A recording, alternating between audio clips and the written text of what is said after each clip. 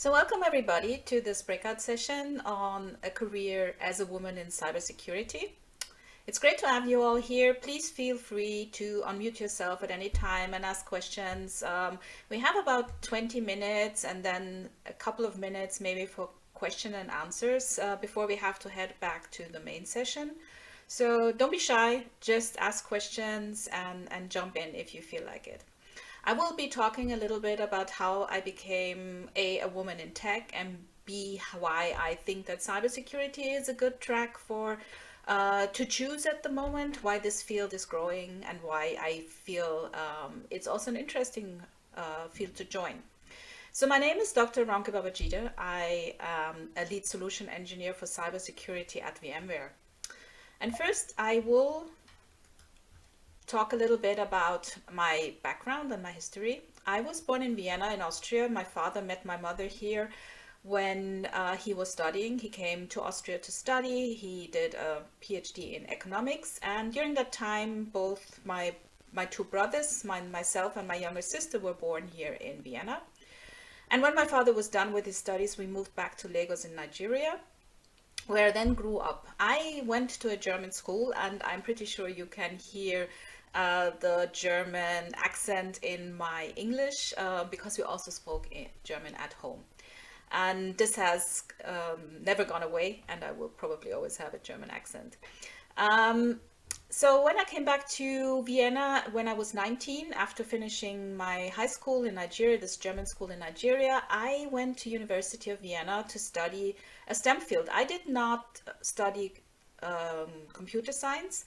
And this is one of the things I want to impress on you. To make a career in tech, it is not necessary that you actually study computer science or engineering or any specific technology field. There are so many women I have talked to over the past 20 years that have switched career into tech. Unlike men who often very early know that they want to do something with tech or go into engineering, women find this out later in life, and they might have done a completely different education before they actually switch into IT. So I am now working in IT for over 20 years. I am very passionate about diversity, equity, and inclusion in tech. And I will talk a little bit about that because I feel that we need more women here. And the reason for that is that tech and digital services, applications, and the internet have become so persuasive throughout our society that it is important that women are part of the process of shaping that technology to make sure that it is inclusive and that it serves all our needs. I have a podcast called the Women in Technology Spotlight, where I interview women who also work in tech fields, because, okay, I am now talking about choosing a field that is cybersecurity, but there are so many different roles out there.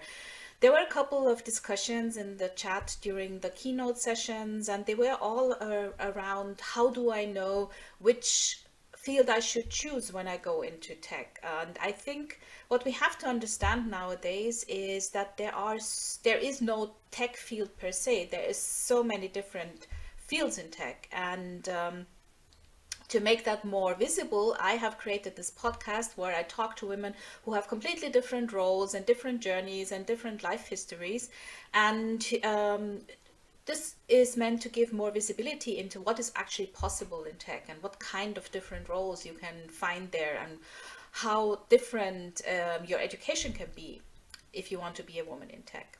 I've also recently founded a platform that's called the Queen Bee Hive, where I give a platform for more visibility for female experts. And I am a mentor for a couple of women who are making a career in tech. I write on Medium, and I also speak at a lot of events.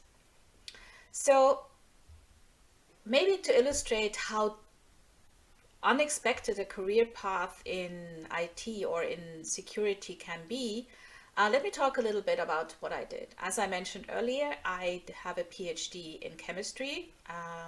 And when I was doing my PhD, I was at the Institute of Theoretical Chemistry, and there we had this was and I have to explain, this was in the 90s. This was the time before our whole world was full of technology. When I grew up, I did not have a computer, I did not have a smartphone, there was no internet. But at the time in the 90s, when I went to do my master's thesis on the Institute for Theoretical Chemistry and my PhD thesis after that, the internet was just coming to Europe, and what we had was one of the first internet connections, and we were able to talk to researchers in the US at the institutes we were cooperating with, and I found this very, very fascinating, and I wanted to be a part of this. So I started. While I was working my thesis, which was around 3D modeling of proteins, I learned not only to program and to, a lot about Linux and Unix systems. I actually also learned a lot about the internet, and I learned about web development, and I created my first web pages and things like this. So this was more about not a structured education. This was just, I was passionate and interested in this new field that was opening up. So when I was done with my studies, I decided, oh, I want to be part of this transformation. I always felt that the internet would bring a transformation to our society, and I wanted to be part of that. So I decided, instead of pursuing a career as a chemist or in pharmacy or whatever, in research, I decided to go into tech. And the first job I had was as a web developer of Web3 TV. So this was a company that at the time, and that was at the beginning, at the end of the 90s, beginning of the 2000s, wanted to make free TV for the internet, which is basically what YouTube is now. But at that time, internet connections were very slow, and most people didn't have any.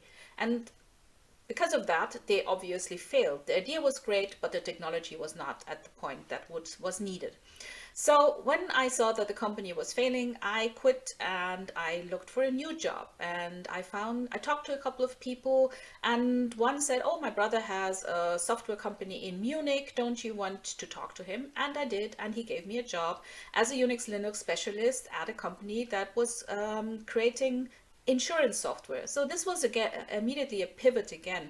And I'm telling you all these in these different steps in so much detail because I want you to understand that it is important to be open to opportunity, and it is important to be flexible and not say no to an opportunity that presents itself. At the time, I had never been in Munich. I've never visited the city before, but I just packed up and I went to Munich and worked there for nearly 6 years. And 4 of those were spent with Griebel software. And after that, I also had 2 years where I worked as a self-employed IT consultant. Then I went back to Vienna. And then I did a complete pivot. At the time, I had this kind of IT job that was a lot about, sitting in front of your computer, not talking to people most of the day, just programming, configuring stuff, administrating, the classic picture that you would have in your head when you talk about working in tech. So this idea of sitting on and I was bored with that. In the beginning of the conference, the first keynote speaker, she also talked about always wanting a new challenge. I felt bored and I didn't want to do this again. I wanted to have a job that was more around communicating with people. So I talked to a friend, and she had a company that created incentive travel for big companies like IBM and in the automotive sector. Incentive travels are travels that companies pay for their high performers, where they will ship them to some company and wine and dine them. And I thought, oh, this sounds amazing, and I will have more contact to people, I will get to travel and all that. So I switched and went to work for her. It was the most boring time of my life. It was not at all as I had expected, and I was sitting even more in front of my computer the whole day and had even less chance to talk to people. And I was constantly just sending out emails to hotels and asking if there were still rooms available and these things. So I'm telling you this, for example, so you understand that a job may look interesting from the outside, but may be completely different from the inside. So the only way to find out if something is actually as it is, as you would expect it to be, is to try out stuff. And this is one of the things I would also like to impress on you. Try things. You never know if something will be great just by looking at it from the outside. And this is also a feedback I've gotten from a lot of women who have been successful in tech. They said they tried a lot of different things, and just to understand whether they would like doing them, and if they and to understand whether they are as they present themselves on the surface. So project manager at an incentive travel company was not for me. So I decided to go back to tech. And that's when I struck gold, because I saw a job ad for something called a sales engineer. I had no idea what it was, but they were looking for a sales engineer who was familiar with Unix and Linux systems from IBM. And I was at that time, and I thought, oh, great, I will just apply for this job, and I'm pretty sure I can do it. And which is a bit uncommon for women. One of the keynote speakers already mentioned that women tend to not apply for jobs if they're not 100% sure that they have all the skills. And this is something that discerns us from men. Men will apply even if they just have about 30% of the skills listed in a job ad. And I would recommend that you do that too, because most of the times job ads are written by people who have no clue what is really needed for the job. And they just put a lot of words in there, and it sounds very important, but most of the time not everything is really required. So if you feel this is something you want to do and you feel personally that you would be good at it, then just apply.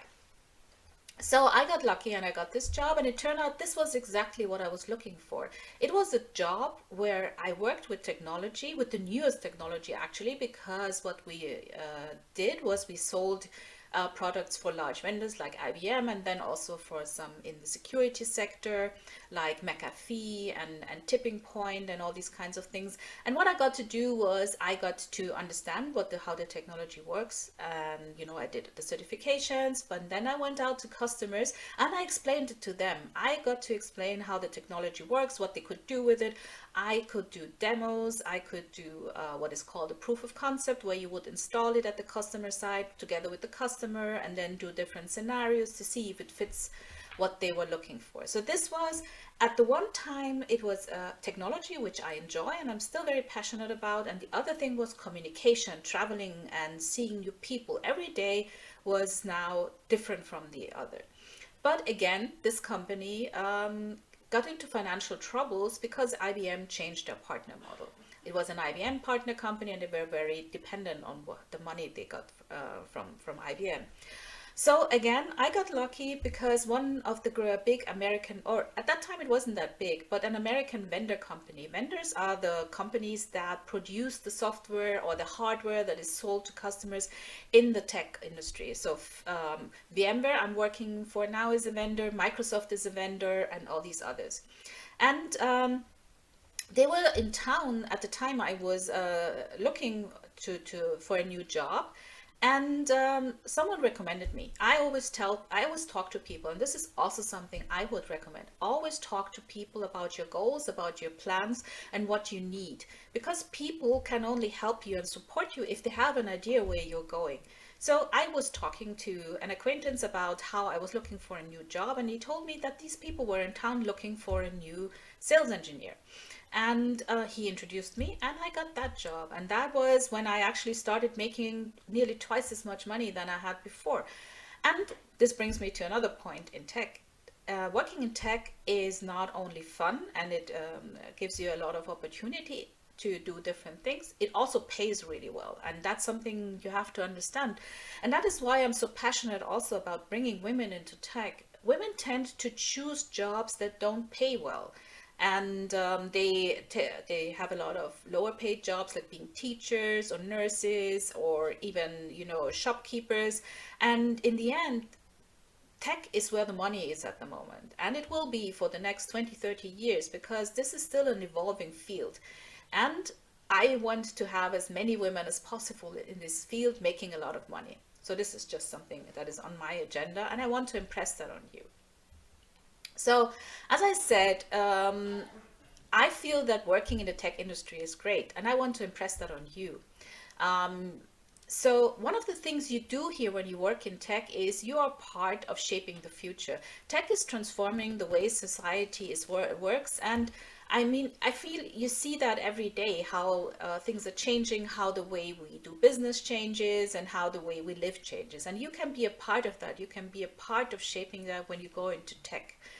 And I think and this is around the awareness thing. I think a lot of people are not yet aware of how important technology will be for the way we live, and what the impact will be on the daily life. It starts with fintech, where you pay through your phone. It starts like, I think Mary mentioned mixed reality for going to the doctors. All these things will be happening. And you want to be a part of that. You want to be the one who decides where we go. You don't just want to be one of the people who just follows along. So this is why I feel we need more women. We need more women in tech because women have a different way of perceiving the world. At the moment, tech is shaped mostly, and this is just as it is, mostly by white men. And we need to bring other people into this field. We need to bring in women, and we need to bring in Black women specifically and we need to bring in Africans, we need to bring in Asians. We need to make sure that there's diversity in tech to ensure that this technology that is being built is applicable for everyone. Now about working in the tech sector. There's good, there's bad, and there's a little bit of ugly too. I mentioned among the good things is the pay.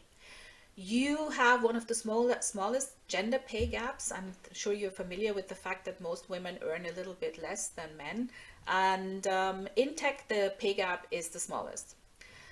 It's very flexible. There was a question in the chat earlier about how you can, handle your private life and taking care of the household and children and working, because of course work takes a lot of time.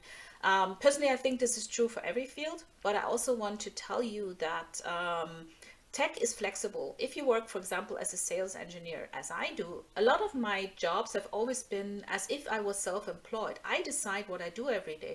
Of course, I have to talk to customers and do meetings, but I'm the one who schedules that. So I can schedule around things that are happening in my private life, like, for example, having a meeting with a friend, or maybe picking up kids, or maybe, cooking dinner or whatever on the side. So just understand, you get paid well, you have a flexible job, and there are so many niches. Tech is not equal to tech. There is so many things you can do that align with your interests and your hobbies. If you're interested in sports, for example, you could go to a company that develops something around sports equipment. Maybe it's around soccer. There's so many things you can do. So this is a wide open field that will allow you to have a good income and flexibility for the next 20, 30, 40 years. And there's, of course, as a woman in tech, there's a little bit of bad and ugly as well. As it is now, there's an underrepresentation of women, which means that in many cases, you will be the only woman in the room, which is something that is just something that has to be mentioned. For me, that was never a problem, but it might come with the feeling that you have to represent your entire gender. And maybe if you're a Black woman in a white space like I am, it might also mean that you feel like that you have to represent your race. And there's very low diversity so far, even in the big GAFAMs, which is Google, Apple, Facebook, and so forth. Only 25% of the women are female at the moment.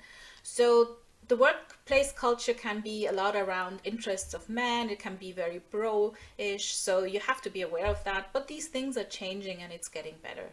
And one of the things that you also have to keep in mind is that the career progression is a lot about male behavior patterns. So you have to learn to self-promote. You have to learn, as I said earlier, to tell people what you are planning and where you want to go. So you will be promoted. If you don't mention it, nobody will promote you. So this is just something that you have to keep in mind. But coming to a career in cybersecurity, I feel working in cybersecurity is exciting.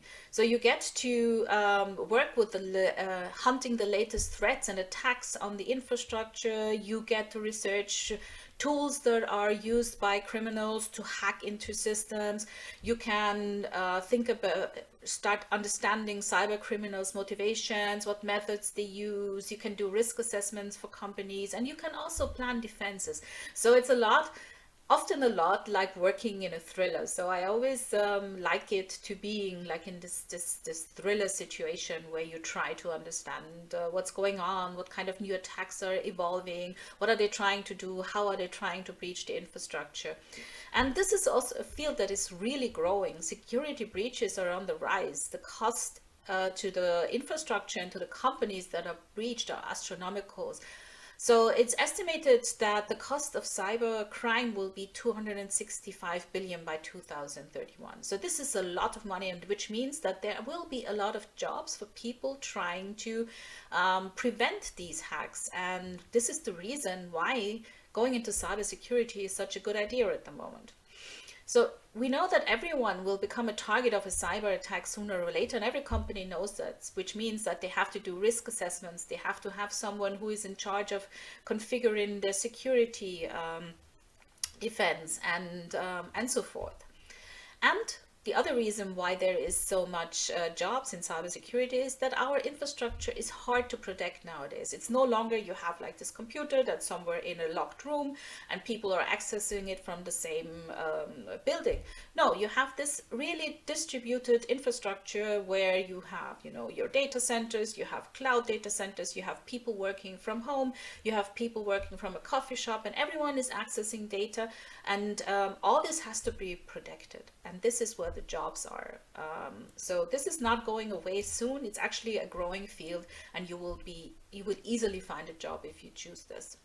And the good thing is, becoming a cybersecurity expert is not dependent on you being good in math or in science or in whatever. It just means that you have to have a certain passion for certain fields. And I will just show you a list in a minute, but it's a combination of having social skills and curiosity and empathy for humans and their motivations, and an understanding for technology. But it's not necessarily about, you know, being really good at mathematics or having studied computer science. So this is more like the scenario like you are a policeman on the internet and you're trying to understand why people are doing things. And the skills that you would need and the areas of interest are listed here. So you should have an interest in understanding what these threat actors, what these attackers are trying to do. You have to have an interest in doing analytics of what has happened. You have to have an interest in forensics, and you have to be interested in looking at data and understanding what's happening. So the skills that you need for going into cybersecurity are a lot of skills that women are really good at, you know, like analyzing things, understanding motivation of other people. Women are very empathetic, and that's something that's also needed here. So there are so many different skills you can acquire and areas of interest that you go into and become a specialist in cybersecurity in one of the mentioned topics. But I'm coming back to being a woman in tech and making a career here. I just have 6 quick tips I want to reiterate. One I already mentioned: allow yourself to explore. Try out as many things as possible when you're young before you decide on a career, because you will never know what the job will be like unless you have tried it a little bit. Don't be intimidated by people who seem more knowledgeable. I think, who was that? I think Floor mentioned that even if you have a lot of experience in the field, every one of us is still struggling, learning new things. The whole field is constantly shifting. You always have to learn new things. So don't be intimidated. Just go up and ask questions, and all of us are really happy to help and to support. And we don't know as much as it looks from the outside. And someone else mentioned this today already: allow yourself to fail. I think it was also Floor. You have to be aware that you cannot be a 100% perfect, and that there will be failure. Failure is just something that makes you grow and makes you learn new things. You don't have to be afraid of that. Everyone fails. And this is also something that I try to talk about more. There is failure in every life, and just accept it, learn from it, and move on. There was the question of mentors, and this is my 4th tip. So mentors are great to coach you and help you develop new behaviors.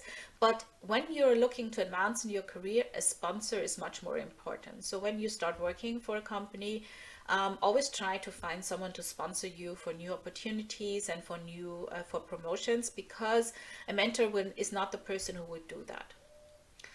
Remember, and that's the fifth tip, in tech, it's lifelong learning. Be passionate about what you want to do and have the will to learn, because the thing is, you don't have to have all the skills to start. You can always learn what you need to know, but you have to have a passion to keep the motivation to keep learning. And that's what I want to say to all women, especially young Black women. You belong here. Even when you go into this in a room in tech and now you only see white men or maybe Black men, it doesn't actually matter, just men, and then there's you. And you might have this moment of doubt that this is the place where you should be, but you do belong here. This is a place where you will thrive if you have the passion and the interest. Just build your network, find other women who are in tech, maybe outside your company, go to these women in tech conferences, find other women like yourself and build your network, and they will support you. I have this last slide where I have collated a number of resources where you can go. There's a list of women in tech networks. There's the Google initiative, I Am Remarkable, something that you should try out. It's like a 2-hour workshop on learning how to self-promote. There's things like Lean In Circles. And then there are books about why it's so important to be a woman in tech and how to do that. So with this, I'm at the end of my 28 minutes. I have been talking much too long. And I want to say thank you and ask you if there are any questions.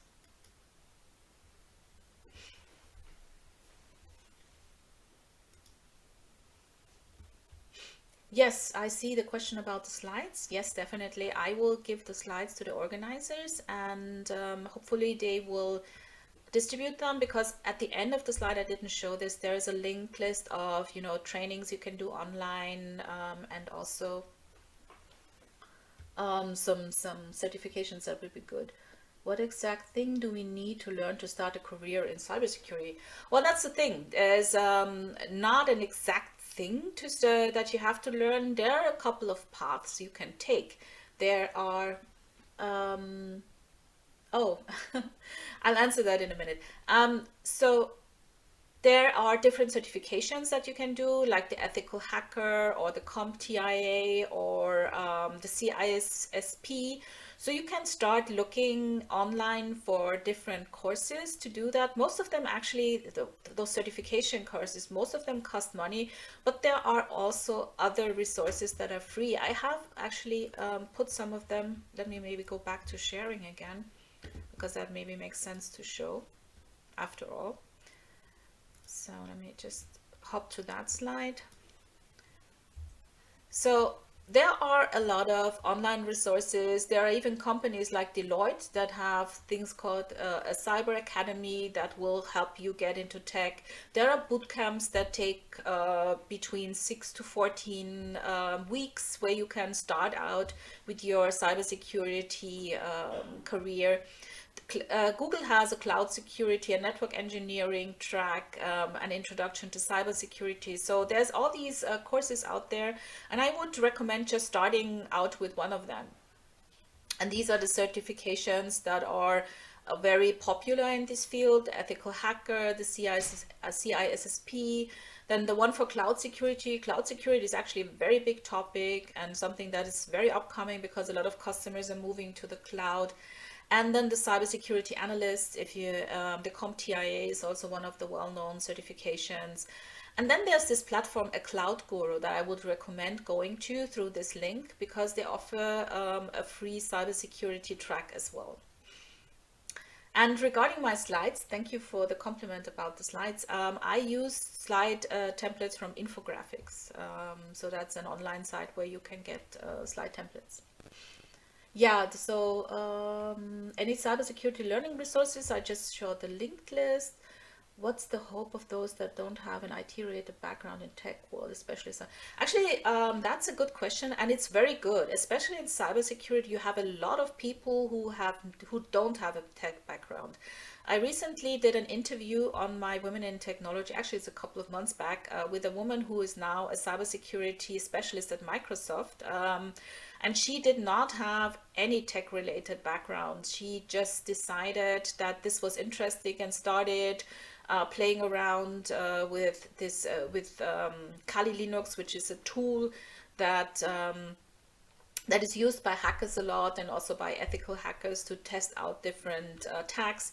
And she said what helped her most was actually her interest in human behavior. And this is a big thing in cybersecurity. It's a lot about how do people think, what will they try to do, and understanding that. So it's not necessarily that you have to have this deep technical knowledge. It's more about learning the tools, learning, for example, going on the internet. This has been mentioned a couple of times today. There's a lot of resources on the internet that you can go to. And then you can start learning about, so for example, the MITRE framework. The MITRE framework is what is used in the cybersecurity space to classify the techniques and the tactics of attackers. You can go and have a look at that, for example, and you will see different stages that an attack has, because there are 8 stages to a cyber attack. It starts with the delivery of the malware, and then it starts with and it ends with the extraction of data. So you can start learning these things, start playing around with the tools, take one of the online trainings, and then, understand which part of the cybersecurity journey also interests you. Is it being, like a threat hunter? Would you rather be a risk assessment, a specialist, and so forth? So that's, yeah, Cisco also has an academy that teaches security introduction. That's very true. And I would really recommend going on the internet, looking for either something that is local, if there is something available, and if you have some resources, or trying one of the free online courses.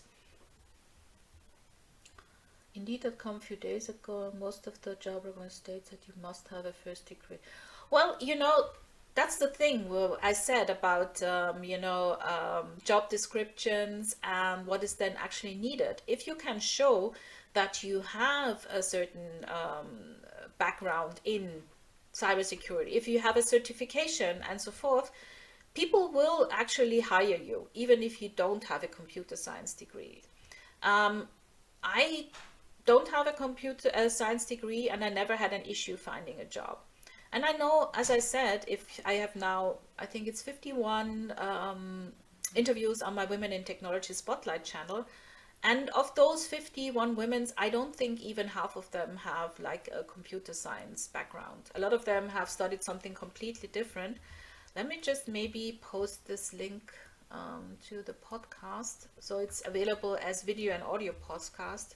I'll post it in the chat if you're interested in listening to some of their stories. So yes, some have studied something with computer science, but a lot of them haven't. And none of them has had an issue finding a job. And one of the things you also have to understand there is that there's a scarcity of talent on the market at the moment.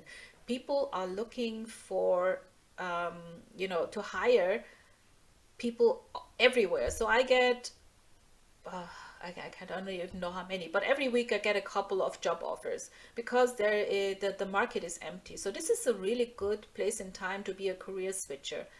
And yeah, so this is just around the job of posting stating that you need a background in computer science. It's just not as ubiquitous as one might think. What risk should one expect in joining the cybersecurity world? Any story? I don't think there are any risks. I mean, basically, it's a lot of fun. The risk you run is, if you start playing around with malware, is that you infect your own computer. So you should be careful. So especially if you start going on the darknet or the dark web and start downloading stuff, be careful. That's the biggest risk I would, mention. What path are you currently on in the security space? Well, I am working for VMware as a solution engineer for cybersecurity. Which VMware has a very big portfolio of solutions to protect from cyber attacks. And what I do is I go to customers and I install it. Well, not for the production environment, but I install it to show them how they work and to demonstrate the functionality and do tests with them, so they can decide whether they want to buy them or not. Oh, hi. I think we're done, right, with the time.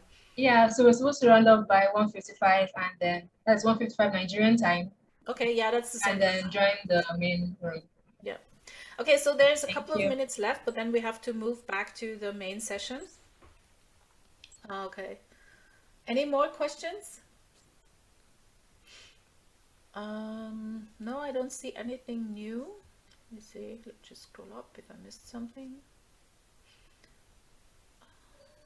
No, I think I answered all the questions.